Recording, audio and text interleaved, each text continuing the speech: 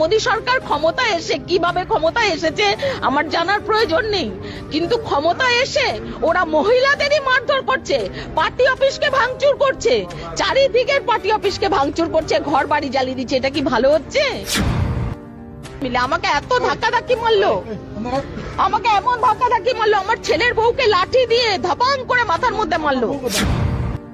মমতা বন্দ্যোপাধ্যায় মানুষের জন্য কি করেছেন আমি একজন মহিলা হয়ে বলছি, এই 59 ওয়ার্ডের কাউন্সিলর একজন মহিলা হয়ে বলছি। পরে মানুষ একদিন ঠিক বুঝতে পারবে যে আমরা কি করেছি, কি ভুল করেছি। আর যত আমি বসবো তুই আর এখানে বসতে পারবি না, আমাকে এইরকম ভাষা বলে তুই আর বসতে। ওই যে যারা যারা এসেছিল মেয়েরা ছেলেরা সবাই মিলে আমাকে এত ধাক্কাধাক্কি মারলো, আমাকে এমন ধাক্কাধাক্কি মারলো, আমার ছেলের বউকে লাঠি দিয়ে ধপাং করে মাথার মধ্যে মারলো। আমার বউ থানায় যাচ্ছে, ও একটু ঘরে গেছে বাথরুম করতে, করে এসে থানায় যাবে। আপনার কি লাগছে যে আজকে যে ঘটনাটা হলো? আমাদের 2011 সালে যখন আমাদের দিদি মমতা বন্দ্যোপাধ্যায় এলেন, তখন কি উনি কি বলেছিলেন? বদলা নয় বদল চাই। উনি কি বলেছিলেন? বলে সব জায়গায় জায়গায় রবীন্দ্রসঙ্গীত বাজাও।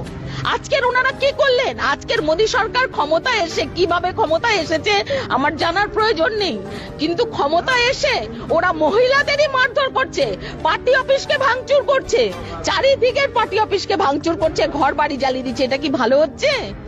একটা মহিলা, আমি কাউন্সিলর মহিলা, আমাকে সিআরপিএফ ছিল, তারাও আমাকে এমনি করে ডান্ডা দিয়ে এমন করে মেরেছে, এখানে ডান্ডাটা লেগেছে আমার। खड़ा था आपके मदद के लिए, वो आगे नहीं যখন সিআরপিএফ দাঁড়িয়ে ছিল, সব যখন ভাঙচুর হয়ে গেছে, তারপরে সিআরপিএফ এসেছে, ওরা দাঁড়িয়ে ওখানে মজা দেখেছে। ওদেরকে দাঁড় করিয়ে ওরা ভেঙেছে, ওদেরকে দাঁড় করিয়ে ভেঙেছে, সিআরপিএফ কে দাঁড় করিয়ে ভেঙেছে। কি বার্তা দেবেন আপনি, কি বলবেন? এটা ভালো বলবো। আজ বাঙালি হোক যেই হোক সবাই একদিন বুঝতে পারবে মমতা বন্দ্যোপাধ্যায় মানুষের জন্য কি করেছেন আমি একজন মহিলা হয়ে বলছি, এই 59 ওয়ার্ডের কাউন্সিলর একজন মহিলা হয়ে বলছি।